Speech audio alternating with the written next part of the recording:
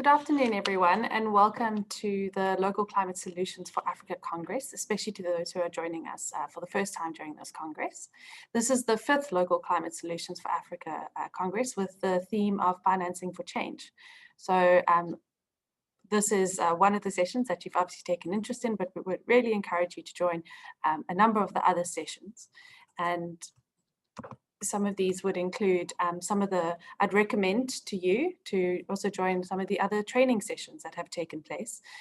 First of all, you can look at the past sessions on the platform, and really the two that I would say might be of value to you are the Introduction to Climate Finance or Climate Finance 101 and the Transformative Actions Program application training that took place last week. And then upcoming sessions, we have the Embedding Gender in Climate Action taking place tomorrow afternoon, and the day after we have Investing in Urban Nature, the investment case for the city of Dar es Salaam in Tanzania.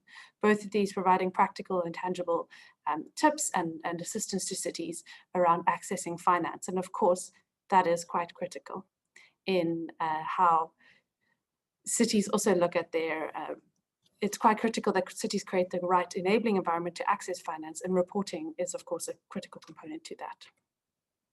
So just some kind of house rules or how to use the platform that we're currently on.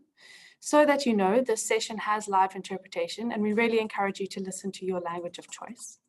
So please look at the Zoom control bar at the bottom of your screen and click on the interpretation icon to choose your language of choice. We have 2 languages available in this session, that is French and English. And you also have the option to mute original audio if the speaker is too loud and this isn't interrupting your interpretation that you're hearing. Also to note that this session will be recorded and made available on the LOCS4Africa website after the Congress and on this platform under past sessions at the top of your screen. We encourage participation during the session. There's a questions and answers box, or you can speak in the chat. And the questions will be answered in a dedicated session at the end of today's program. Also, a reminder to please join us and other attendees in the social lounge in the LOCS4Africa Congress platform in order to network with participants. And this is possible and available to all registrants throughout the Congress till Thursday the 12th. So just a little bit about ICLEI, if this is the first time that you're hearing of us. ICLEI Local Governments for Sustainability is a global network of over 1,750 local and regional governments committed to sustainable urban development. We're active in over 100 countries, and we have 23 offices supporting in these numerous countries and supporting subnational governments across the world. I myself am based in the Africa Secretariat in Cape Town, South Africa, but we'll be also hearing from other colleagues who are based internationally. Importantly, ICLEI does work through 5 key areas. This is low emissions development, nature-based development, equitable and people-centered development, resilient development, and circular development. And finally, I'd just like to draw attention to another critical component of ICLEI Africa's work, which is being the host of the city's Biodiversity Center. And if your city has taken the steps to place biodiversity and nature at the heart of your sustainability pathways, please please take a look at the city's Biodiversity Center website for further support and tools. So let's get into today's session then. So welcome to the ICLEI-CDP Unified Reporting Platform training. We're very pleased to offer this training, particularly in partnership with CDP and a number of other important stakeholders. We are also very privileged to have very experienced speakers on this very important topic of data and city reporting. We have Mr. Cesar Carreño, Head of Climate Data at our ICLEI World Secretariat based in Bonn, Germany. We have Mr. Mohamed Mbu, is a special advisor and the head of the UCLG Africa Climate Task Force. We have Ms. Catherine Hyam, the regional manager for Europe, the Middle East and Africa at CDP. We also have Dr. Arminal Loval, senior data and insight officer at CDP. And then we have Ms. Karina Singh, the environmental officer from Mzinduzi Municipality in South Africa. These speakers will be taking us through an introduction to the ICLEI-CDP Unified Reporting System, explaining its relevance and the value of reporting in African cities, providing an overview of the CDP and the more technical side of the reporting on how cities can actually report on the ICLEI-CDP Unified Reporting System, and then hearing from Ms. Karina Singh, who will provide insight into her experience as a city official who has been reporting on the platform for a number of years. So let's get into it then. And I'm going to ask Mr. Cesar Carreño to please start by introducing yourself and start with your presentation.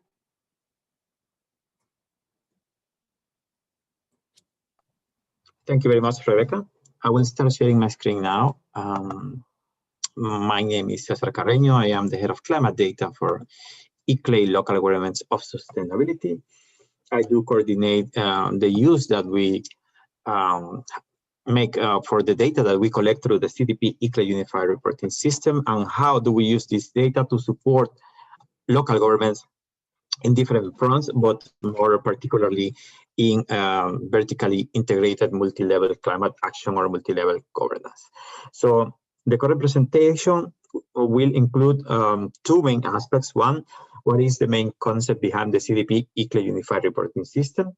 And second, how do we use this data to support integrated multi-level governance or integrated multi-level climate action? This presentation will be expanded later on with the intervention from the colleagues from CDP, which will explain further what are the main details and characteristics of the reporting platform. So what was the main objective of creating the CDP ICLEI Unified Reporting System? Well, initially, there were two systems in place for cities to report their climate actions, their targets, their objectives, their inventories, etc. These were the Carbon Climate Registry and CDP Cities. By 2017, it was decided that the two platforms should be merging efforts in order to reduce the burden for cities to report. And through the financial support of the Global Covenant of Mayors for Climate and Energy, this effort was very fruitful, in which both organizations, ICLEI as the owner and manager of the Carbon Climate Registry and CDP, decided to merge their efforts and streamline the reporting process with the promotion of both organizations. So this way, a harmonized climate reporting system was officially launched in 2019 to capture data on climate commitments, performance plans, and activities for local governments, with a clear messaging and communication between CDP and ICLEI, which provides a transparent front for both organizations and how do we communicate with all of the reporting entities. The data, which is automatically shared between CDP and ICLEI through an API and also through email connections, calls, Skype, Zoom, whatever method you want to use, in order to exchange information about the cities, processes, data, so forth and so on. There is a clear division of tasks between CDP and ICLEI, while CDP acts as an intake point for all of the data that is reported. ICLEI, on the other hand, as the focal point for the local governments and municipal authorities against the UNFCCC, uses this data for advocacy, for support for different projects, be this, for example, Urban LEDs, the Climate Footprint Project, Ambitious Cities Promises, etc. And of course, through the collaboration of both organizations, we ensure that the data has a level of proper quality and level of understanding, and we assess the cities into reaching this high level of quality for the data reported.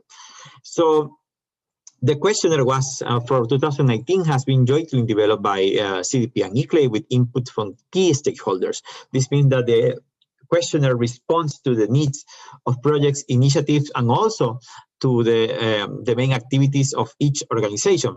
For instance, for ICLEI, we included questions related for the Clean Climate Cities Program, Eco-Mobility Alliance, 100% renewable energy cities, the regions, cities and regions networks, urban nets, like I mentioned before, and also the Global Covenant of Mayors for Climate and Energy and its global common reporting framework which includes several key points, which of course cross-cut throughout all of the different pillars that ICLEI has developed. So what do we precisely collect? This will be a very holistic and very high-level overview.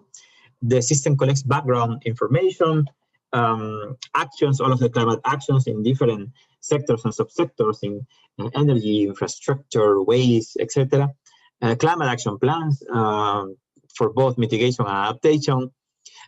We act as a performance tool where cities can report their inventories and follow through a timeline of emissions to see if their actions or activities are actually working in the way that was expected, if they are reducing emissions, which area is the most successful, etc. And also to report their targets. What are the main sectors that are targeted either for greenhouse gas emission reductions or to increase the share of renewable energy in the electricity mix of a city, no? Throughout this collection framework, we include data for both climate resilience, low emission development, which includes sectoral approaches like energy, buildings, transport, waste, water, and of course, thematic information in air quality, renewable energy, and financial needs. How do we use all of this data that we collect? Where one of the key pillars of our work is to enhance multi-level governance and vertical integration with a dynamic conceptual framework, which includes the proper analysis of the roles and mandates of different levels of governance and how we can integrate with each other. So this means that all of the activities and targets that the city takes at local level should be reflected and should have considerable impact, aggregated impact, cumulative impact at national level. So hence, of course, we promote vertical integration, which includes the strengthened communication between the different levels of governance, an integrated MRV, measure, report, verify system, a fruitful interaction between different levels of governance, as well as with the stakeholders, implementation, reporting, and tracking progress, both in the time and, of course, why not at local level, with horizontal comparison with other cities in similar position, with similar population, etc. And, of course, the need of mutual reinforcement in order to, of course, achieve the NDCs, the SDGs, tackling climate change as a general idea. An integrated MRV system, of course, like I mentioned, consists in the proper feeding of both emissions and emissions reduction from local level, then to the upper level, which could be states and or regions, and then, of course, connecting with the national level, which will, in exchange, report all of these to the UNFCCC, which takes care of the data collection and aggregation of the national communications and bursts from the national governments within their own database for the UNFCCC. These will support national, regional, and local governments in working together in strengthening communication, in enhancing data flow, in enhancing the quality of data, of course, following the principles of completeness, accuracy, transparency. Moreover, an MRV system that integrates climate action and reporting, of course, touches across all different levels of governments, but not only policymakers and authorities from the country, but also stakeholders. This might include NGOs, collaboration with international governments, the research, academia, the private sector, etc.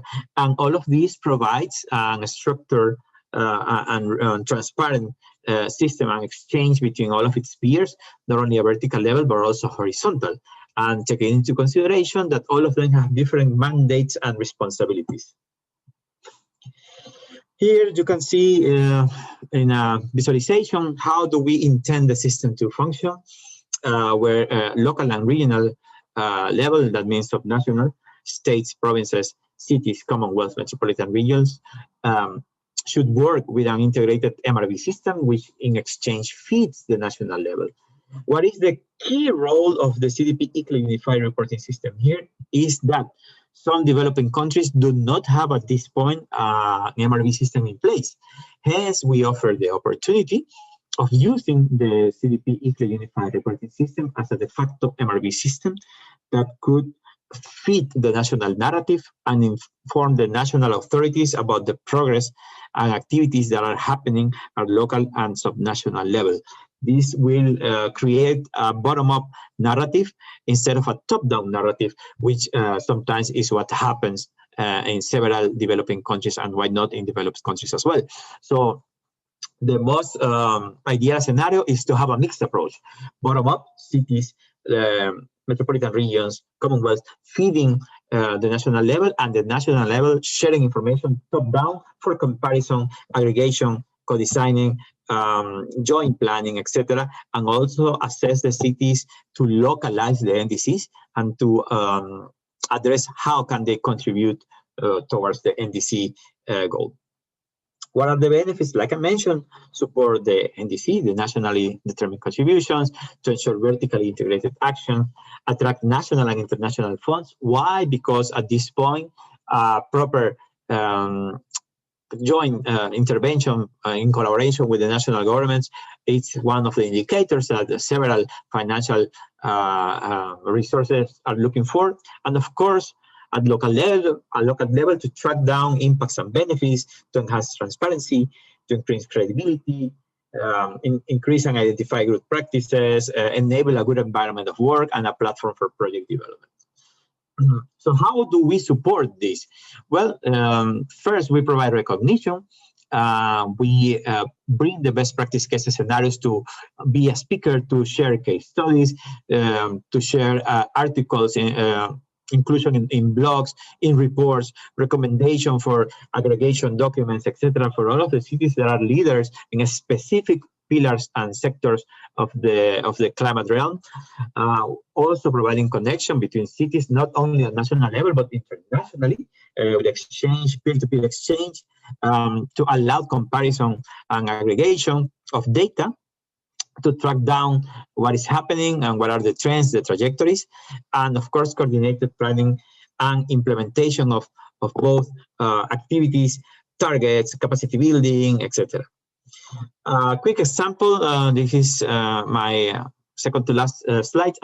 Quick example is how do we provide these services, for example, for the Global Covenant of Affairs for Climate and Energy. As we can see here, we have the local governments, and underneath we have the technical staff, institutions, and the data sources that provides the data, while the technical staff reports to the CDP ICLEI Unified Reporting System in 3 different pillars: mitigation, adaptation, and access to energy. Within the reporting process, the ICLEI regional or country office is the one which will provide hand-holding or support in collaboration with the CDP regional office to allow the city an easy process for reporting. Throughout this process of reporting, once the information has been hosted and centralized in the database or in the server, a data quality and completeness check is provided by my office, the ICLEI World Secretariat, throughout a skilled group of experts in different pillars that will analyze the completeness and accuracy of the data, which later on can be reflected in the Global Covenant of Affairs for Climate and Energy. And this process can happen in all of the different projects that we have at hand, hence supporting vertical integration. Please do not hesitate to contact us. My email is cesar.carreño@iclei.org, and I will be very happy to follow up with you and to see how can we support your reporting entity. Thank you, Rebecca. Thank you so much, Cesar, for that informative presentation, especially highlighting the importance of integrated monitoring, reporting, and verification, and the role that reporting has in supporting both national MRV systems, but also integrated MRV systems where we can have a bottom-up approach to data collection that really emphasizes the role of cities in achieving SDGs, but also climate goals, and also additional energy and kind of biodiversity goals. So now I'm going to hand over to Mr. Nabu of the UCLG Africa, the Special Task Force on climate change. And importantly, you know, as ICLEI and UCLG have been partners for a long time, it's really wonderful to have him here sharing kind of reflections on the experiences, but also the importance of reporting in African cities. Thank you, Mr. Nabu, over to you.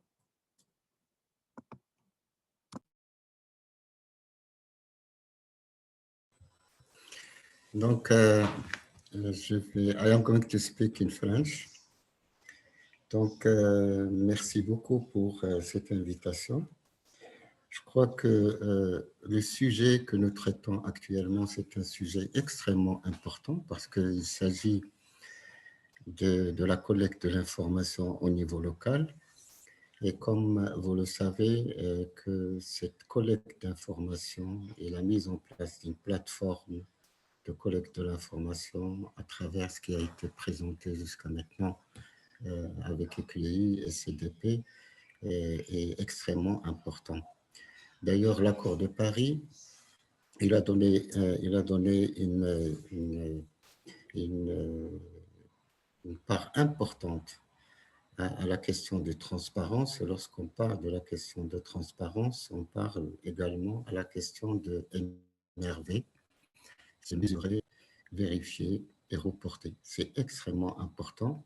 Et si on veut que les collectivités locales puissent être un vrai partenaire pour la mise en œuvre de l'accord de Paris, il est extrêmement important à ce que cette plateforme puisse être mise en place. Sachant que dans même les perspectives de la mise en œuvre de l'accord de Paris, il y a en 2023 le stock take, c'est-à-dire l'évaluation globale de la mise en œuvre de l'accord de Paris. Et comme vous le savez, on ne peut pas mettre en place une évaluation sans pour autant avoir des informations très claires, nettes, au niveau de ce que nous avons réalisé jusqu'à maintenant par rapport à l'objectif fixé par l'accord de Paris.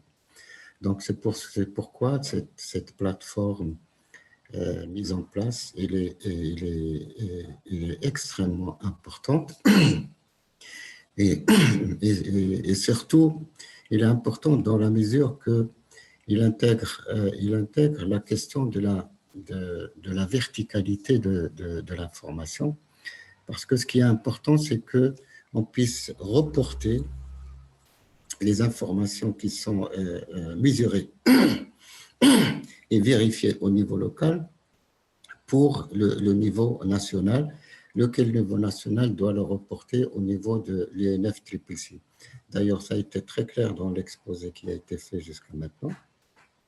Et dans le cadre de la COMECESA, de la Convention des maires, je crois que la Convention des maires joue un rôle fondamental, d'autant plus qu'il vise, je dirais, 4 piliers. J'ajouterai beaucoup. Il y a le pilier de l'atténuation, l'adaptation et l'accès à l'énergie, mais il y a un autre pilier, c'est la vulnérabilité. Je crois que c'est extrêmement important parce qu'on puisse également faire un mapping de vulnérabilité au niveau de nos villes.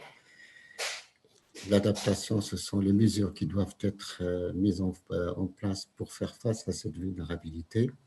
Et l'atténuation, il constitue également la mesure pour réduire les émissions de gaz à effet de serre. Et l'accès à l'énergie, c'est une question extrêmement importante. Donc, pour dire que cette plateforme, il est extrêmement important dans la mesure qu'il permet de positionner d'une manière très claire les villes africaines dans la mise en œuvre des CDN. Et comme disait le secrétaire général des Nations Unies, nous sommes dans un contexte d'urgence. Je crois que lorsqu'il y a de l'urgence, donc il est impératif à ce que les collectivités locales puissent se doter, puissent regagner cette plateforme importante. Et je crois qu'à travers cet appui, on peut dire que les collectivités locales puissent être impliquées d'une manière concrète. Et comme disait également M. Mbassi, chaque fois, il disait que la bataille du changement climatique se gagne et se perd au niveau local. Donc c'est pour cela qu'il est extrêmement important à ce qu'on puisse avoir une visibilité très claire en matière de la mesure, de la vérification et du reporting. Je ne voudrais pas être trop long, je voudrais être très, très court. Et je dirais que CGE Afrique appuie fortement cette plateforme, parce que c'est à travers cette plateforme qu'on pourrait réellement et véritablement impliquer les collectivités locales dans l'agenda climat au niveau mondial. Et là, je ne peux pas ne pas féliciter les États-Unis, l'élection de Biden, parce que le fait à ce que les États-Unis puissent rentrer dans l'accord de Paris va donner une impulsion très forte à la mise en œuvre de l'accord de Paris. Je vous remercie.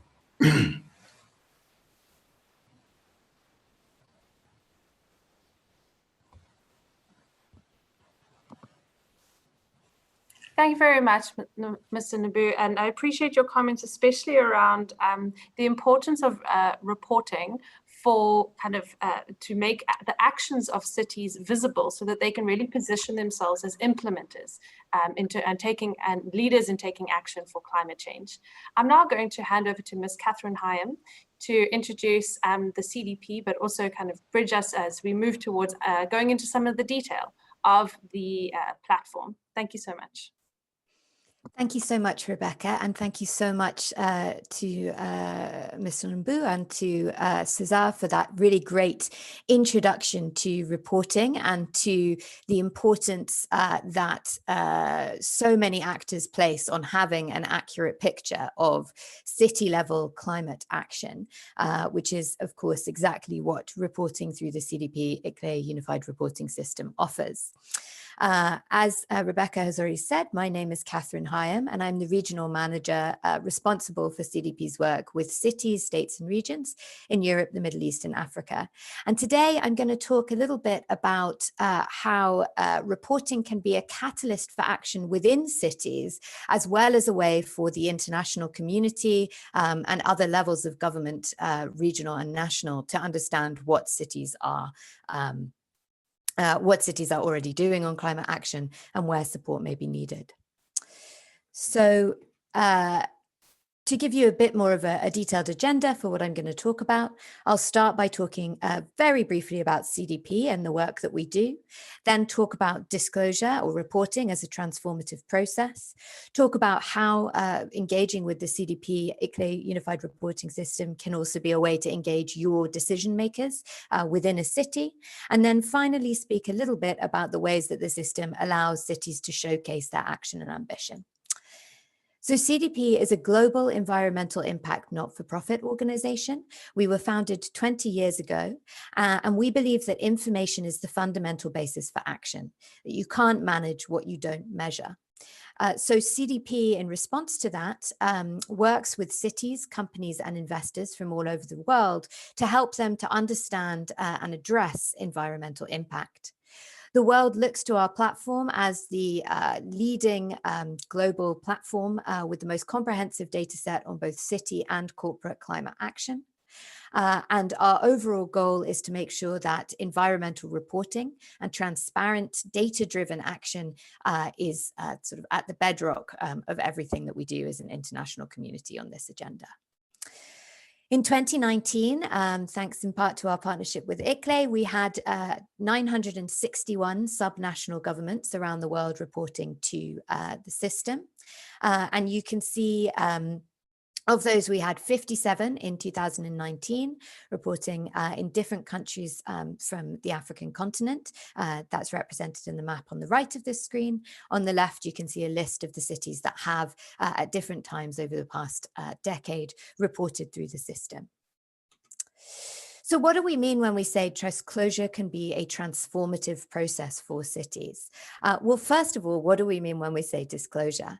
And what we at CDP mean by that is the process of request for information coming to you as city decision makers from CDP and our partners. And that request from information, as we've heard in Cesar's presentation, is really aligned with the latest science. Our questionnaire is developed in partnership with many kind of key actors working in this space and gives a picture of the kind of data that we as a global community believe cities need to have in order to take effective climate action. That request for information comes to you as the city. You then do some work to discover what data you already have, what processes are already in place, and what gaps there may be in the data that's possible to provide in the response that it's possible to provide to the questionnaire.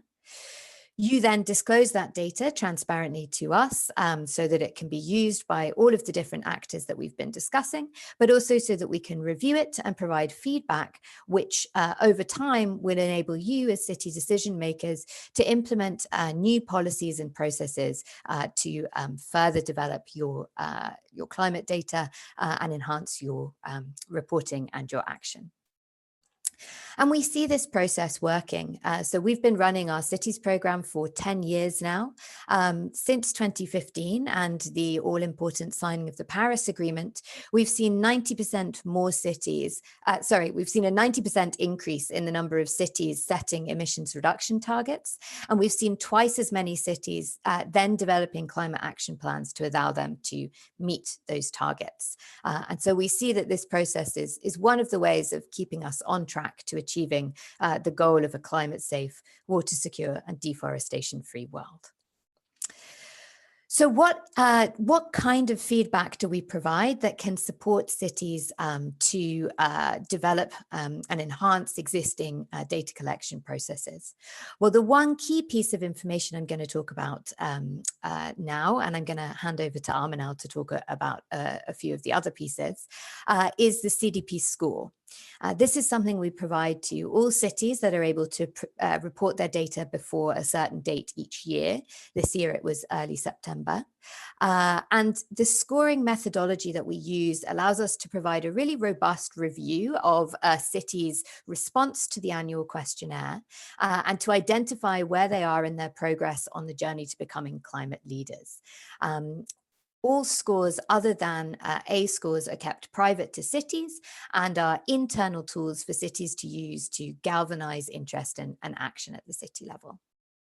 Along with the score, we provide cities with what we call a snapshot report that summarizes the information provided and allows a city to easily benchmark themselves against other cities globally and regionally, and to see where action may be lacking and what areas might be in need of further action moving forwards. And I talked to a lot of city officials who say that they use these snapshot reports in workshops with the mayor's office, with others, stakeholders within the city, really as a way of understanding what they can do next and generating internal buy-in for that.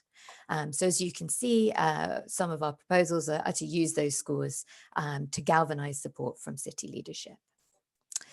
Finally, then, I want to touch on how this reporting through the CDP-ICLEI system allows you to showcase action and ambition globally. And Cesar and Mohammed have both talked about the importance of having this data as an international community as we move towards COP in November next year.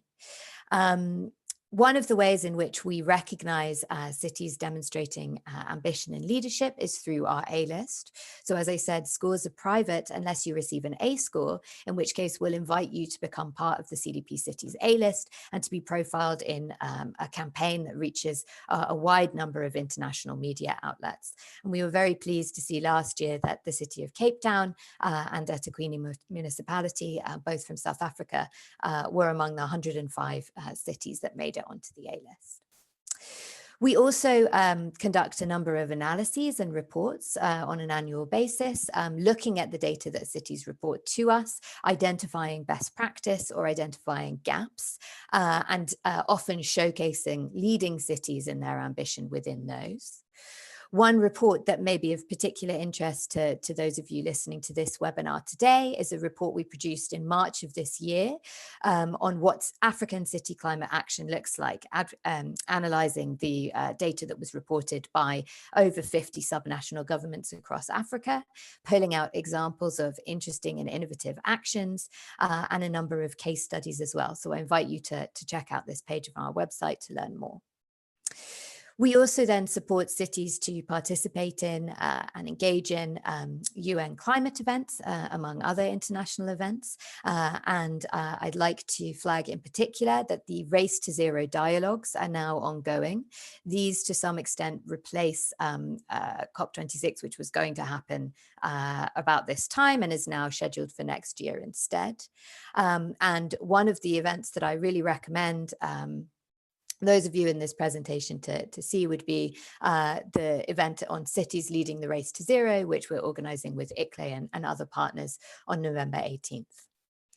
Finally, all the data that cities report through the platform is available in our open data portal and can be used by any number of a wide variety of stakeholders, including cities themselves. And I know of a number of cities that have used this as a tool to understand what other cities are doing and what they could do. And finally, I'm just going to leave you with a plug. There is still time to disclose your city's environmental data in 2020. We will be using data reported this year as well as data reported next year in analyses ahead of COP26 in Glasgow, and we'll be doing a big data analysis that will probably come out in the first quarter of next year. So we invite you to disclose and participate as part of that. If you disclose at this stage in the year, we can't provide you with a score, but we can provide you with some personalized feedback and suggestions for how to improve your reporting for next year.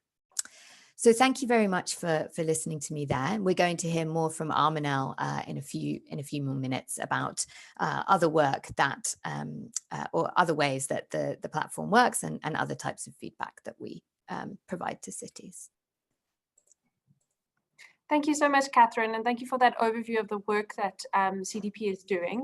I think it would be very beneficial for the cities attending here today, but also those who report and or looking to report to really look at that Africa report and to understand and look at the portal and understand the ways in which other cities are taking action to be inspired. And I always think it's great when cities have the opportunity to learn from one another, and this platform is one of the tools that helps facilitate that. So thank you so much for that overview. And also I think a final thing that just stands up to me is just really the value in how we can use these reports, but also just the reporting process to actually support the ways in which we speak to our political decision makers and help to bring them along on this journey to ensure kind of political will, not only of our mayors, but of councils more broadly. So thank you so much for that. We're now going to hand over to Dr. Armanel Lavelle, who will be taking us through some of the more in-depth kind of aspects of the reporting system. So thank you so much. Over to you, Armanel. Thanks, Rebecca. I will just share my screen. Can you all see that? Yes, thanks. Brilliant. Okay, so thank you very much. Hello, my name is Armanel Lavelle, and I am Senior Data and Insight Officer in the City, States and Regions team at CDP for Europe, Middle East and Africa. And I would just like to say that I am very happy to be part of the Local Climate Solutions for Africa Virtual Congress today, so thank you for inviting me. So following on from my colleague Catherine's introduction to how reporting through the CDP-ICLEI Unified Reporting System can drive climate action, I am going to talk through the system in a bit more detail. I will provide a walkthrough of the questionnaire, showing you how to get started, including how to log in and navigate through the questions, and pointing out some of the key features that are provided in the system to help you fill out the questionnaire. And I'll be happy to take any questions at the end in the Q&A section.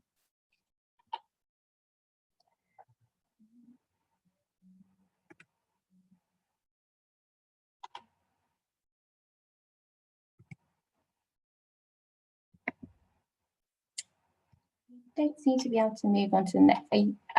Hello, right, brilliant.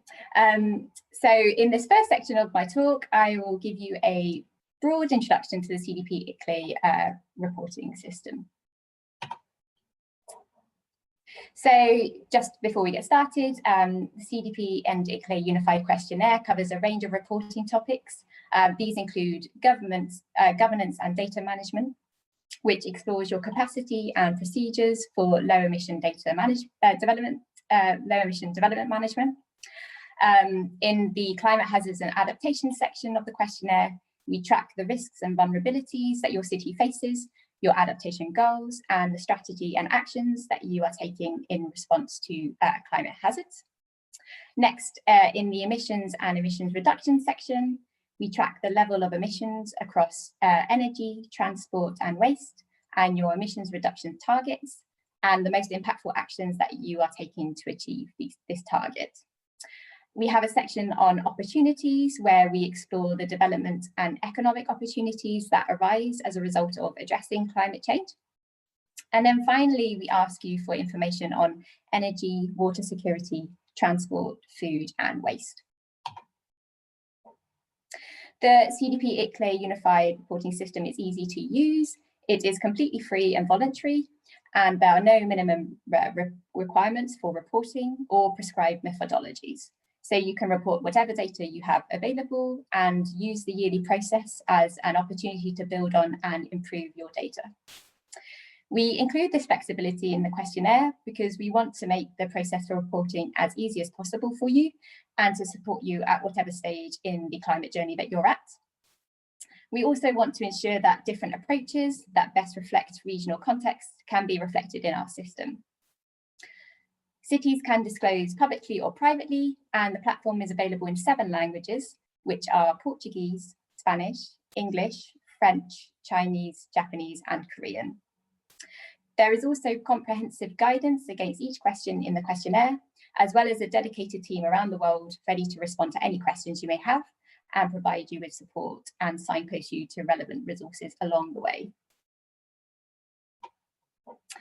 By reporting through the platform, you can join a number of CDP and ICLEI initiatives. These include CDP Matchmaker and ICLEI Green Climate Cities, Eco-Mobility Alliance, and 100% Renewable Energy Campaign. You can also join our other partner organisations and initiatives. Our platform is one of the official reporting platforms for the Global Covenant of Mayors, and we share the data with this global network, which means that you only have to report your data once to be compliant with the Global Covenant of Mayor commitments. If you are not already a member of the Global Covenant of Mayors, you can also initiate the process to join the network through our platform. And we are also the official reporting platform for WWF's One Planet City Challenge. I would just like to say a few words about the process for collecting data for the questionnaire. Firstly, we understand that data availability is very variable and collecting the data is not always easy. Some cities might have access to national level data, which can be scaled down, while other cities might need to do more intensive household surveys to get the data that they need. And again, as I mentioned before, we have made the questionnaire as flexible as possible to allow for this variability in data so that you can report the data that you do have. I just want to stress that it's an iterative journey, so we don't expect you to have all of the data and to be able to answer all of the questions the first or even the second time that you disclose. But by reporting year on year, you can copy your data from the last year and then update the questionnaire with new data, which means that you can gradually build on the data set you have and improve the quality of the data over time. Before getting started, there are a number of things to think about when collecting data for the questionnaire. These include identifying which areas of the questionnaire are most relevant to your city at this time. While we encourage cities to adopt a holistic approach to collecting data, we recognise that some cities may want to prioritise data collection on particular areas of actions. While CDP and ICLEI provide the questionnaire framework, you are the ones who, with the local knowledge, needed to use it as a tool that will be most useful and relevant to your own decision-making processes. So it's really a tool for you to use how you wish. Once you have decided which areas you wish to work on, the next step is to go through the questionnaire and identify what data you need and where your data gaps are. You then need to identify where to get the data. What organisations, stakeholders, departments do you need to talk to? Is there supplementary data available that would be useful for you? And then the next step is to create a strategy to obtain the data. So what mechanisms do you need to take to acquire the data? Is it a phone call or an email that you need to send to somebody? Do you need to download data from a website, or is it a formal request to an organization? And finally, it is important to institutionalize the data collection process. Ideally, this would mean setting up a process for data collection to occur regularly and annually if possible, and also to ensure that there is data control, quality control, to ensure that the data is accurate, complete, relevant, transparent, and consistent. And when looking at the different sections of the questionnaire, it's useful to think about what data would you be able to access most easily. In the first few years of disclosure, you should prioritize data collection efforts and focus on what you are able to access. And then in the following years, you can work to collect more data. It can be easy to make data management mistakes when going through the data collection process. And I've put some quotes on the side to help illustrate some of these common issues that cities face. So the first one is that data is somewhere in this stack of papers on my desk. So people often have reports or research sitting on their desks, but are not using the data in a specific way. So using processes like the CDP-ICLEI questionnaire can help to put the data into use and make it more accessible to different people. Another common issue is reflected by the quotes. We have 10 files with the same name, but which is the latest one? This is a common problem when several people are inputting into the same file. And it is important to keep some sort of version control. This can be easily done by marking initials or dates of when things are updated in the file name. Another issue is that many people have outside consultants or interns helping with a project. It is very important to receive clear documentation from them so that you know what they did if they are no longer working in your city. This way, you do not have to reinvent the work that they previously did. And you should make sure that there are handover documents and that any data they have collected is clear to you. You know what they've done. And lastly, my computer broke and I've lost all my files. Losing data is something to definitely try to avoid happening to you, although it does happen from time to time. So ensure that you are consistently saving your files, backing them up on an external hard drive, and or saving them on a shared drive that can be accessed by different people. And in order to avoid making these mistakes, it is important to keep the following things in mind throughout the data collection process. So ensure that you are implementing quality control processes, that you are checking the data and making sure it is up to date, and that you are using the latest version. Make sure that you are managing updates. Try to work to create a systematic process whereby data is updated in an efficient manner. And most importantly, make sure that there is consistent documentation. This ensures that you and others are aware of how the data was received, when it was received, and how to get it again.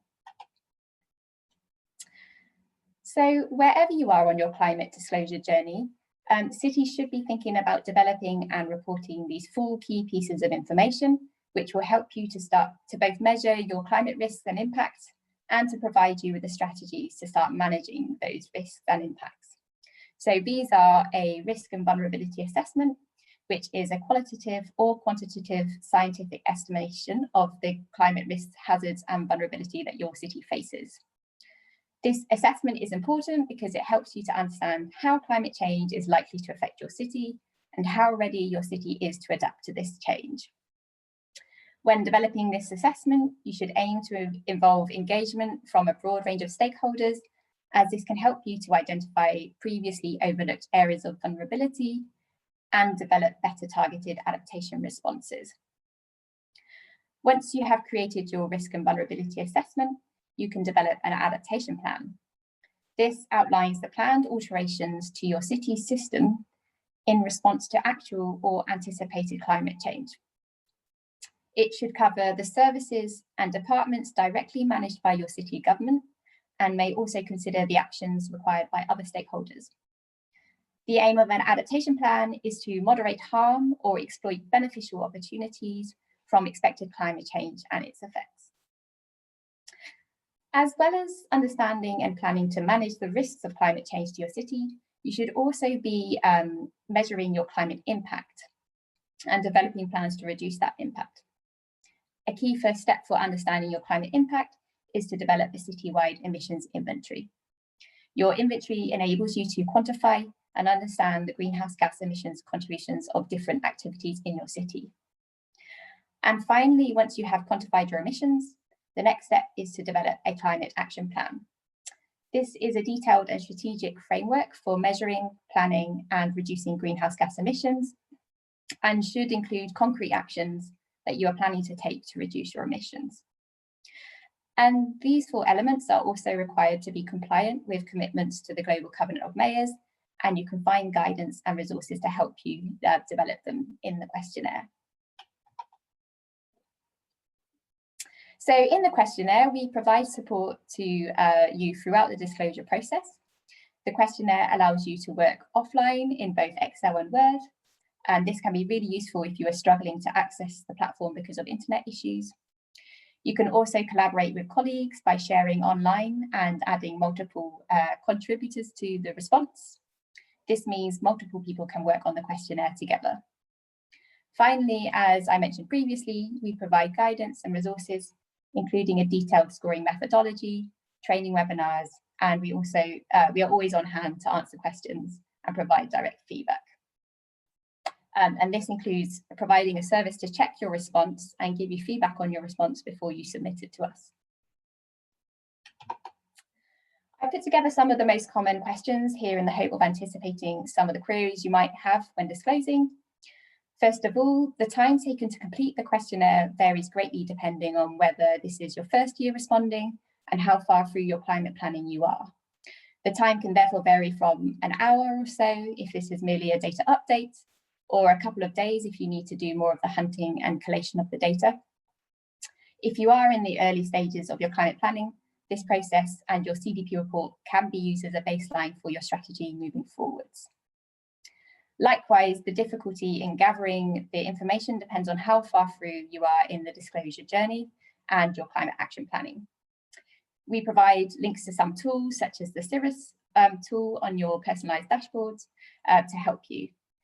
Cirrus is a free and easy to use tool developed by C40 cities to help cities calculate and report their greenhouse gas emissions inventory data.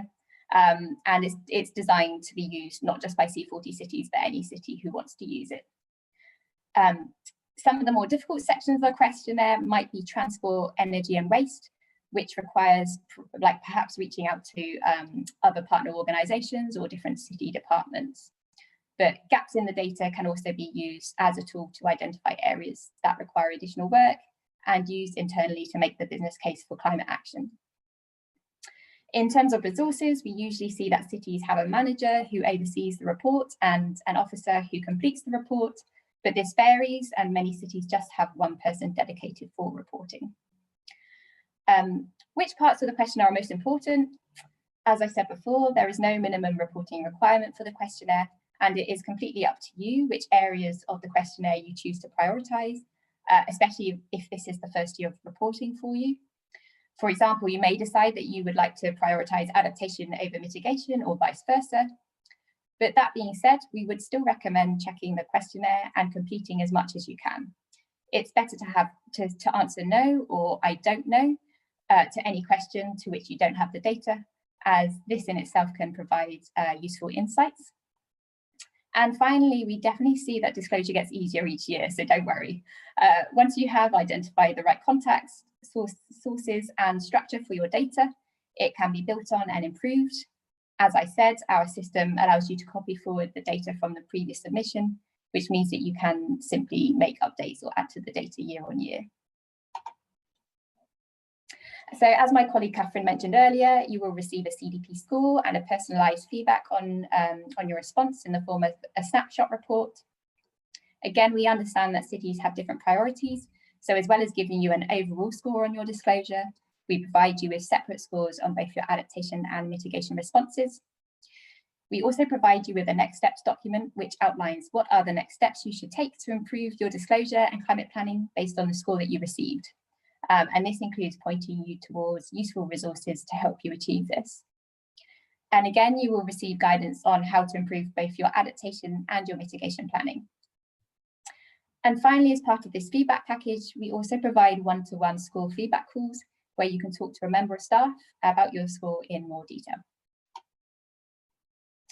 If your city is a member of the Global Covenant of Mayors, also known as GCOM, then an assessor from CDP or ICLEI will review your response to determine compliance with the Common Reporting Framework, on the basis of which you'll be awarded GCOM badges.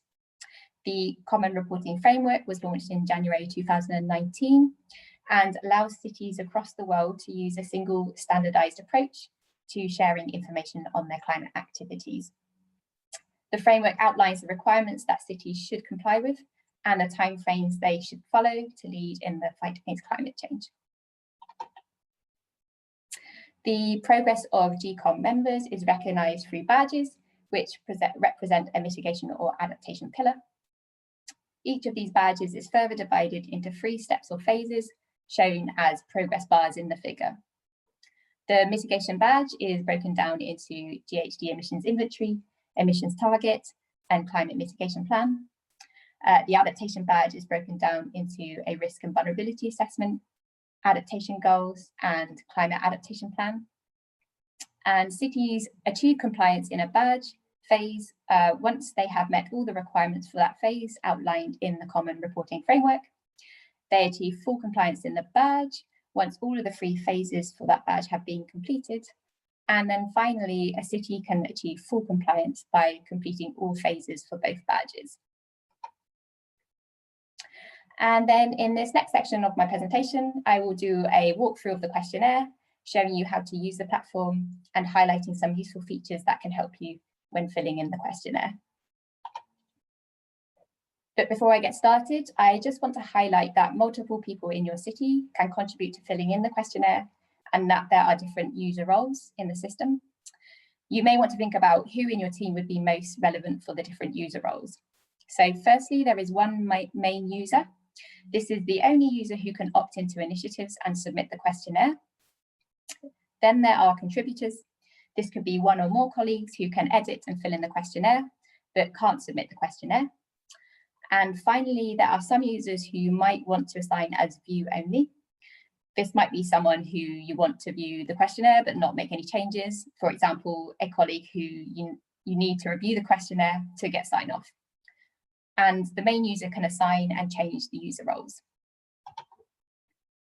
So onto the questionnaire platform itself. When the disclosure period opens in spring next year, we will send you a unique activation link via email. If this is the first time that you have used the CDP ICLEI reporting system, the activation link will take you to the registration page, where you will be asked to create a password. Once you've created a password, you will receive an email with a link to confirm your account and complete your registration. If you responded to the questionnaire in a previous year, the activation link will take you to the sign-in page where you can sign in using your existing password. If your city has not disclosed to us before, you can visit the city's page on the website at www.cdp.net/en/cities and click the red registration now, which is the button on the right at the top of the screen. This will take you straight to a registration form, which you can see on the bottom left, where you can register your city. If you are not sure if your city has disclosed through the platform before, there is a search icon at the top of each CDP website page. If you click that, you will come to the page shown here on the right and be able to search by name for your city. Once you log in to the dashboard, you will arrive at your bespoke city dashboard. You can use the navigation panel at the right, which is highlighted in yellow, to find users on your city's account, access the questionnaire, your previous responses, and snapshot reports, as well as other things. To change languages within the dashboard, you can click the drop-down menu in the top right of the screen, which is highlighted in red, in the red box. Please note that once you change the language in the dashboard, that language choice will carry through to the questionnaire. So if you want to change the language once you are in the questionnaire, you just have to go back to the dashboard and select a different language. To start responding, scroll to the questionnaire block of your dashboard and click the purple Confirm Participation button. And then in the next screen, you will be asked to confirm your status as main user. This page shows you the permissions available for the different questionnaire user types. As I mentioned previously, the main user is the only one who can initiate the questionnaire, opt into initiatives, and submit the response on behalf of your city. You will need to check the box on the left before clicking the continue button on the right. The next screen will ask you to opt into any additional initiatives, most of which will require you to answer no extra questions, as we've made every effort to align the questionnaire as much as we can with our different partners. You can see more information about each initiative by clicking on the various links. And if you want your data to be shared with those initiatives, you just have to click the red join button on the right-hand side, then click finish. Just a note that you don't have to decide straight away which initiatives you want to join. Any initiatives you didn't join when you first accessed the questionnaire will appear back in your dashboard, and you can opt into these at a later date. In your dashboard, you will see that there is a guidance tool section beneath this questionnaire block that contains all the relevant documents you might need for disclosure. You can find question by question guidance, technical instructions for using the platform, and also FAQs. Wherever you are on the platform, you will also be able to access the questionnaire and guidance using the button I've highlighted in the bottom image in yellow. And each question within the questionnaire also has specific guidance written around it and links to other pages with more resources and more details. There are also links to a range of other resources on your dashboard to help you fill in the questionnaire. These include CIRIS, which I mentioned previously, which is a tool to help cities calculate and report their greenhouse gas emissions inventory data. It helps automate many of the calculations required to develop an inventory, and the output can be directly uploaded to the CDP ICLEI questionnaire. There are also links to guidance on the Global Protocol for Community Scale Greenhouse Gas Emissions Inventories and a Climate Action Scenario Planning tool, and you can download these resources to find out more about them. And then when you are ready to start the questionnaire, click the continue button in the questionnaire section on the dashboard. And this will bring you to the questionnaire. In the questionnaire, you will see some buttons along the top in the yellow box. Here is where you can save your questionnaire, share it, and submit it. And there are some other buttons here that I will go into in more detail later. You don't have to fill the questionnaire and submit it all in one go. You can come back to it as many times as you like before submission. Just make sure that you save the questionnaire before you exit the platform. Another useful feature is the blue progress bar, which highlights how complete your response is and allows you to monitor your progress before submission. And then you have the navigation button on the left, which allows you to access different sections of the questionnaire. And also the previous and next buttons on the right allow you to skip through to the next question. Here, I'll just quickly show you an example from the climate risk and vulnerability assessment section of the questionnaire, so you can see what sort of data we collect. Many of the questions require you to select from a choice of answers from a drop-down menu. So you can see for question 2.0 at the top, which says, has a climate change risk and vulnerability assessment been taken for your city? You could choose between 5 answers in the yellow box. These are yes, in progress, intending to undertake in the next 2 years, not intending to undertake, and do not know. For some of the questions in the questionnaire, we ask you to provide a text response. For example, in the question below, the city is asked to provide their risk assessment methodology, which is again from a drop-down menu. And in the description box, which is highlighted in yellow on the right, the city is then asked to provide a text description of the methodology. And then for some questions, we ask you to provide your answers in numbers. For example, in one question in the questionnaire, we ask you to provide the population of your city. And for each question, there is a link to further guidance, which you can see in the red box on the left. And this will give you more information on how to answer your question and point you to tools and resources that can help you to collect the information you need. As I mentioned previously, the platform provides a tool to export your questionnaire as an Excel file. This is a really useful tool because it allows you to export the questionnaire, fill it in offline, and then re-import it into the online platform. and it will automatically populate your answers into your online response. This is particularly useful, as I said, if you are experiencing internet access issues at any point. So the buttons to export to Excel can be found at the top of the questionnaire, which I've highlighted in yellow. You can then select whether you want to export the full questionnaire or individual sections, and this will lead to an Excel file being downloaded with all the same questions in it, which you can then fill in offline. And you can send this Excel file to other colleagues to fill in as well. When you've finished filling in the Excel file, you can re-import it back into the questionnaire.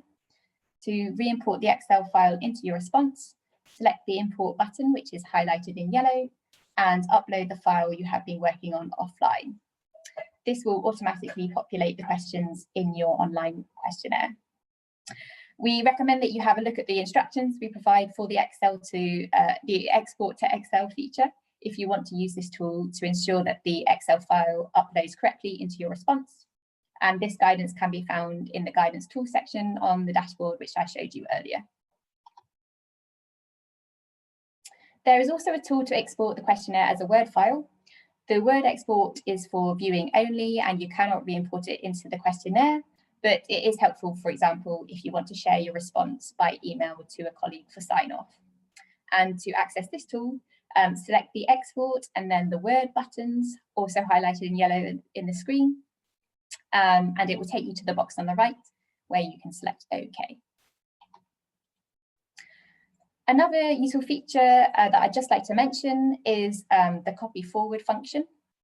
If you submitted a response to this 2020 or 2019 questionnaires, you can copy forward your response to the new questionnaire, and the answers will be automatically filled in the new questionnaire.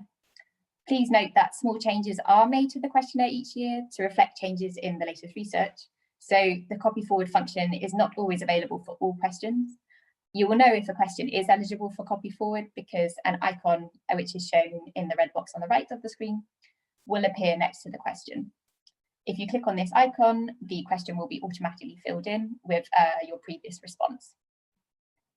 It's worth noting that attachments are not copy forward, so will need to be reattached each year, or you could use a web link. And then when you have finished your questionnaire and you're ready to submit, you need to click the submit button highlighted in yellow at the top of the screen. Sometimes cities get all the way through the questionnaire and then forget to click this button. So I just want to clarify that we will not receive your response until you click submit. And then this is nearly my last slide. Lastly, I would just like to add that we have tried to make the website as user-friendly as possible, but we are aware that many cities may experience issues related to internet connectivity, which may interfere with your ability to access all features. And if this happens, you should get in touch with us directly through our email, which is citiesEMEA@cdp.net. Both the CDP and ICLEI emails can also be found if you select the Need Help buttons on your dashboard and in the questionnaire. And then just to summarize, by reporting through the CDP-ICLEI Unified Reporting System, we help you to measure and monitor progress in meeting the aims of the Paris Agreement and net zero by 2050. We provide you with a score and feedback to help you understand the data gaps and inform what resources and support you need. By disclosing, you can learn from other cities about what climate actions are working locally and globally. This can help to build the business case for climate action within your city, and you can learn from the challenges that others may have faced previously. And just to reiterate, the CDP-ICLEI platform is completely free and voluntary. There's no minimum reporting requirements, and we have developed it to be as flexible as possible to account for cities' different priorities and the different types of data and data collection methodologies that are available. The cities can disclose publicly or privately, and we provide comprehensive guidance both within the questionnaire and through our dedicated teams around the world who are ready to respond to any questions you may have. That is the end of my presentation, so thank you all very much for listening, and I will be happy to take questions in the Q&A section at the end of this session. Thank you. Thank you so much, Amanal, for that kind of deep unpacking of the platform, but also the value of reporting and the kind of the process and kind of the lessons learned over the years, especially from the experiences of seeing how cities have reported, and we have a few questions on that in a moment. I'm now going to actually share my own screen, and I'll be sharing a video of a colleague at Msunduzi Municipality, Ms. Karina Singh, who's also joined us here today and can answer any questions via the chat if necessary. So also please continue to submit questions either using the chat or the Q&A. And so let's take a few minutes to hear from Ms. Karina Singh from Msunduzi Municipality and her experience of reporting on the platform.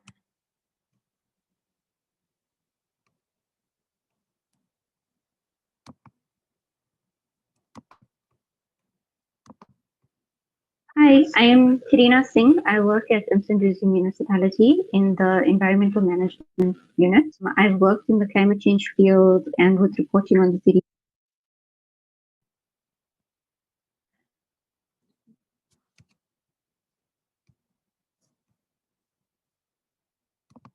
CDP platform since 2012. Wonderful, thank you so much. So we'd like to ask you a few questions to contribute to this session. The first one being, what value has reporting on the ICLEI-CDP platform brought to your city? Well, seeing as we've been reporting on the platform since 2012, we've learned a lot in that time since reporting on the platform since 2020. When we initially looked at the reporting, I was quite new to climate change and quite new to the municipality. So looking at the questions posed by the CDP platform, it was quite daunting and a little bit overwhelming at first. But seeing as we've been reporting on it for so many years, we've become quite familiar with the reporting process. And I must say that we have received quite a lot of information from the reporting process, which we've used in our planning and strategizing for projects and plans in the future. Since we've been reporting on the CDP portal and being in contact with ICLEI officials as well, we were able to allocate budgets and become official members of ICLEI. This has benefited us by ICLEI providing training to municipal officials quite recently. This was done, I think, during the lockdown process in April, if I'm not mistaken. And the training was around green buildings, energy efficiency, and the SANS regulation. So we were also able to identify through the CDP process the need for climate change related policies and projects that needed to be identified and developed. Initially, we had none of these in place. And with the reporting process and the questions that were asked in the CDP portal, a lot of it was around risks, hazards, vulnerabilities, climate change work. So this saw the development of our climate change policy and our climate change adaptation and mitigation strategy, both which have now been approved by our council. Also being involved with ICLEI, we've joined the Building Efficiency Accelerator Program. So we've identified a landmark building, which is our city hall now, and there are plans in place which are to hopefully retrofit this with energy efficiency technology within the next few years. We also managed to do a report to our city council, just informing them of the CDP process and what it entails and how we report on it. Taking information and projects that other business units are busy with as well, that somehow relate to climate change adaptation or mitigation. And we also reported on our scoring. So in 2018, we received a scoring of D, which was quite bad. But we were able to up this in 2019 to a scoring of D, which is quite good, I would think, in the time that in the space of a year. Wonderful, thank you so much. So the second question I'd like to ask you is, how have you used the materials and feedback provided by ICLEI and CDP when undergoing your reporting journey? And how has this influenced Msunduzi's climate change planning and action? Well, I would think that the reporting process is quite involved. There's a lot of information that needs to be submitted and put into the reporting process. So we have to have a lot of details and data available to us. One example that I can give, though, is that through the reporting process, we identified that we needed to have a risk and vulnerability assessment done first, because you can't manage what isn't being measured.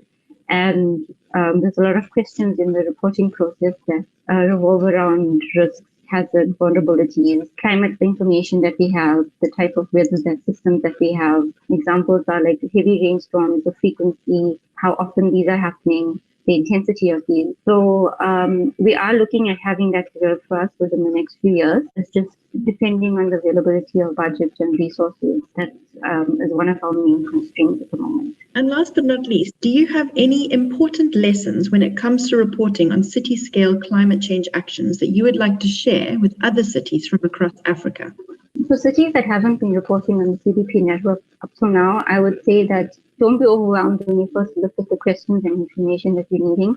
A lot of the information you can get by being in contact with other people within the municipality or even from the IDP and other municipal documents. We just Googled a lot of stuff and information that we needed, and we were able to input that data into the CDP information. So a lot of the information, it might seem a bit tedious or daunting when you first look at the questions, but actually it's not that hard once you first start working with it. You just need to allocate some time and just get it done. And it gets easier over time because you get more familiar with the platform and you are able to understand and you know what to look for and what information you're needing on a regular basis. So like I said, the CDP reporting process helps to identify gaps. And like in our case, how I mentioned earlier that we identified that we need a risk and vulnerability assessment to be done for us. And I would say that a lot of municipalities, when you are looking at reporting on the CDP platform, a lot of information is evolved around risk, vulnerability, hazards, and information like that. So I would suggest that the first step is to get a risk and vulnerability assessment done and then work on from there, because having that in place helps with the reporting and to have actual verified data that you can report on. And like I said before, you can't manage what isn't being measured. So it's quite helpful to have that information in place. And also, I know that there's a lot of information around air quality and greenhouse gas inventory that's needed as well. So from our experience, doing a very detailed greenhouse gas inventory is quite extensive and you need quite a lot of budget. So I would say that that's also a nice to have because there is a lot of information that's needed on that through the platform. Thank you, Karina. And before we close, do you have any final messages or anything else that you would like to share with cities across the continent? I would say that the CDP portal and reporting on it is quite useful in the long term to have that information readily available to you. And the CDP staff are quite helpful if there's any information that you don't have or any information that you might have missed out during the reporting process. So if you miss the timeframes or the deadlines, it's not something major. You can always contact someone at the CDP, which is what we've done previously, and just tell them that, you've missed out some information. Please, can you help me with this, or what other additional information is needed? It's quite useful to have in the long term, especially when you're reporting on the need for certain projects to be implemented within certain cities. This report actually gives you a lot of information that you're needing and what's required, and it's quite helpful to have.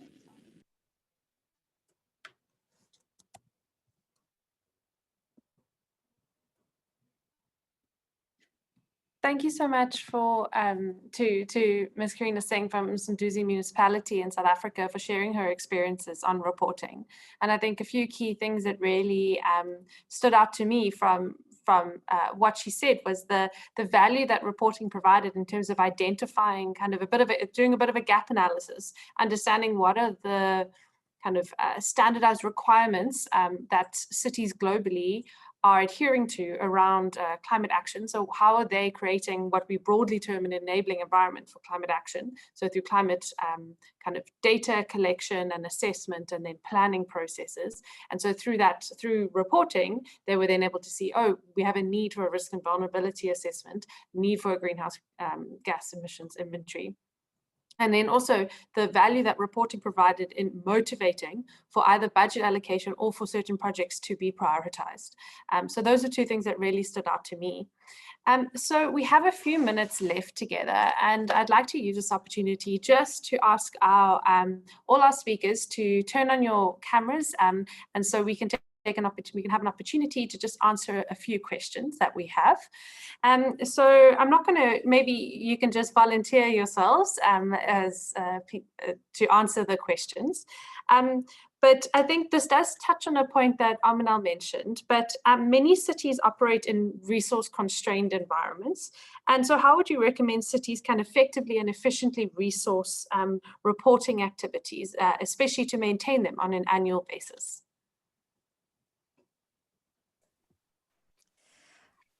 Catherine, do you want to take that? Absolutely. So I think that's a really good question. And I would say the first thing is that we don't necessarily anticipate that every city will update all of the data in the questionnaire on an annual basis, although we do offer annual reporting process. We recognize that for many cities, gathering this data is something that can only be done every 2 years or every 4 years. And indeed, that's something that is reflected in some of these reporting processes, like the Common Reporting Framework for the Global Covenant of Mayors that Aminal mentioned. I think, though, that, Karina really hit the nail on the head when she said it is important to have this data and it is important to invest resources in doing so. And there are increasingly free data platforms available online. A lot of information about national level risk and vulnerability assessments is online. There's the Climate Information Portal run by the University of Cape Town, if you're looking at risk and vulnerability assessments, which has some information. So I think for many cities that are challenged by resource constraints, one thing is to talk to ICLEI, to talk to CDP, to understand what resources are out there, and then to start thinking about, how the city can, either by themselves or in conjunction with experts or consultants or whoever is needed, kind of start that process. And I also think we would encourage cities to start with, a kind of easier, less detailed methodology for conducting a risk and vulnerability assessment potentially before diving into a really in-depth one, because that's still going to be a really useful tool for decision making. There's also a lot of interesting work that cities are doing, particularly on this area of risk and vulnerability, with participatory processes and actually drawing on the knowledge that both city officials and other stakeholders within the city already have about the challenges that the city is facing and how they've seen in their lifetimes hazards and risks changing. So I would encourage cities to think along those lines. Definitely. And I think something else that came out of one of the sessions earlier at LOCS actually last week was around what do we, when we say data, what do we mean? And I think what's important is that something that Aminal touched on is the role of qualitative data and quantitative data, and the value of qualitative data in telling the stories and actually telling trends. That is what reporting is really about. So to ensure that we're not, reaching for an unattainable kind of standard that almost no city in the world can achieve before we start reporting, but rather actually to start reporting and start that journey. And even if it's in a small way initially and kind of growing over time, because that's what we've really learned from a number of cities and their experiences. Another question maybe related to it is, from your experiences, and seeing how a number of cities have reported, what would you say are some of the most helpful institutional arrangements to support reporting, and who is best placed in a city to report? That's another really good question. And of course, it varies wildly between cities, particularly, between cities that may have a climate change department or an environmental department, and some cities that may not yet have that kind of specialism. We do find that, cities that have a climate change department within an environmental department or separately, as, a specialist unit in the mayor's office or similar, are better placed to gather this data. And so that really goes to the question of governance and the level of commitment that a city is making to, ensuring that they are well equipped to deal with climate change and climate action in all its many facets, of which, the data collection part is just one piece. I would say, you know, typically the reporting is done by climate change officers or climate change project officers. If a city has a commitment to the Covenant of Mayors, then whoever oversees that is often responsible. But we also find that, you know, many cities have quite collaborative processes for responding to the questionnaire. So, you know, you talk to somebody in the climate change department and they get a colleague from the water department involved to answer some questions in the questionnaire. And actually that can be a really generative process in itself as well, because, you know, the climate change department and the water department talking to one another and thinking about and understanding each other's work and you know, challenges and what data they have available can be, you know, really helpful to then thinking about how they could collaborate in the future.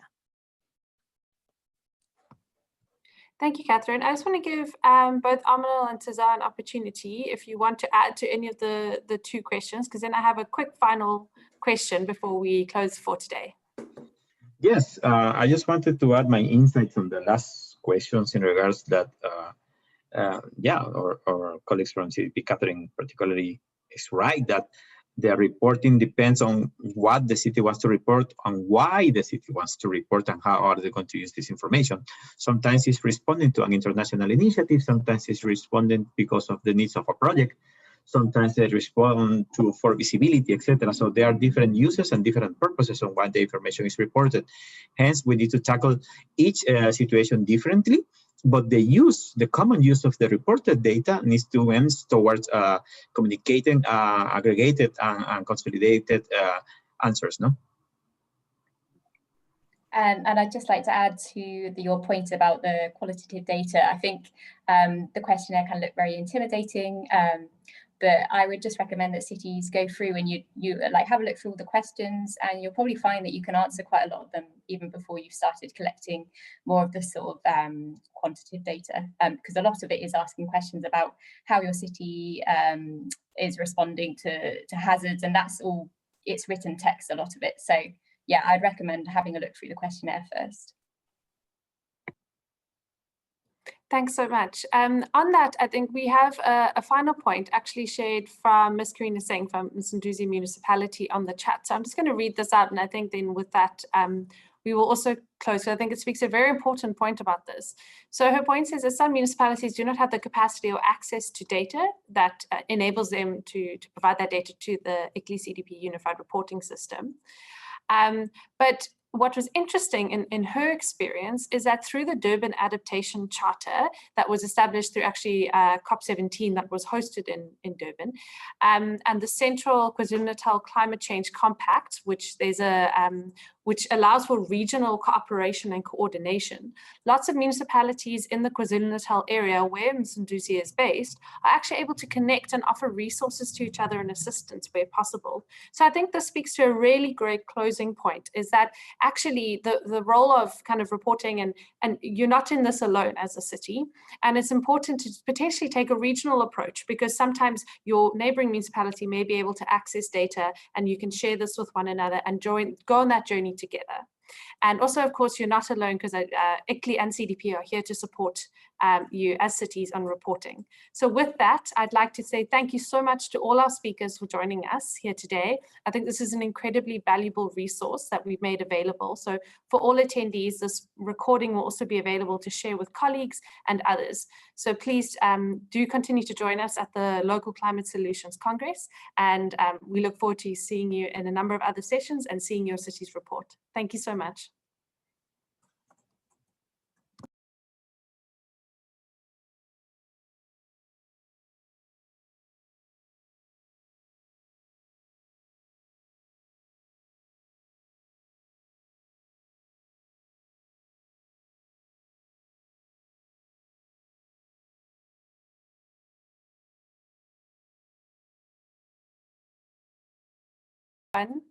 We are no longer, oh, okay, the speakers have gone. Thank you so much to our interpreters.